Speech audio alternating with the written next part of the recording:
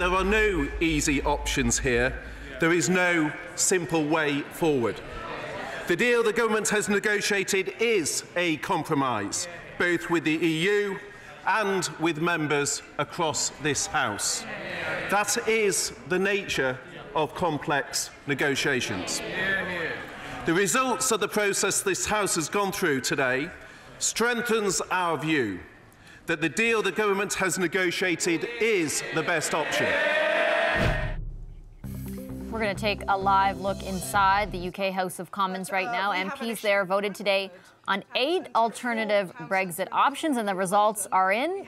Not one of them received a majority vote, which seems to have given May some extra leverage after she offered to step down. Theresa May, the British Prime Minister, she offered earlier today to step down sooner than planned if MPs finally pass her twice defeated plan. The CBC's Chris O'Neill-Yates is in London. She's been watching these developments all day. So the last time you were on with us, about an hour ago, we were waiting for the results to come in.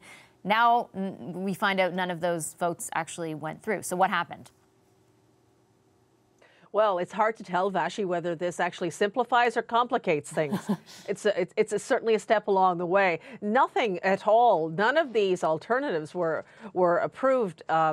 Now, what some of the people who put them forward are saying is, well, you know, they got more votes than any of the 2 times that Theresa May put her plan on the table to be voted on. But there is a possibility that they could whittle them down to the ones that they think have the best chance of getting a majority and bring them forward on Monday. But, you know, that would be predicated on Theresa May not getting to put her plan to a vote either tomorrow or Friday. So the race against time to Monday, this might be all moot by Monday.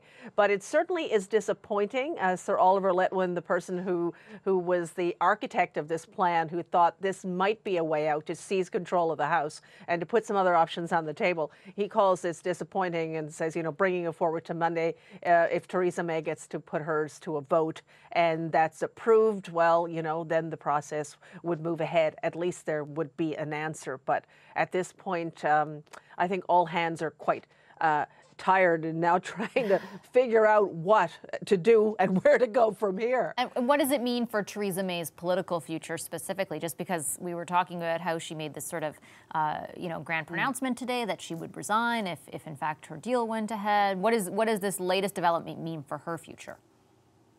Well, you know, she could bring her deal back. I mean, there is some movement. Whether it's enough movement for her to be able to pass this is one thing.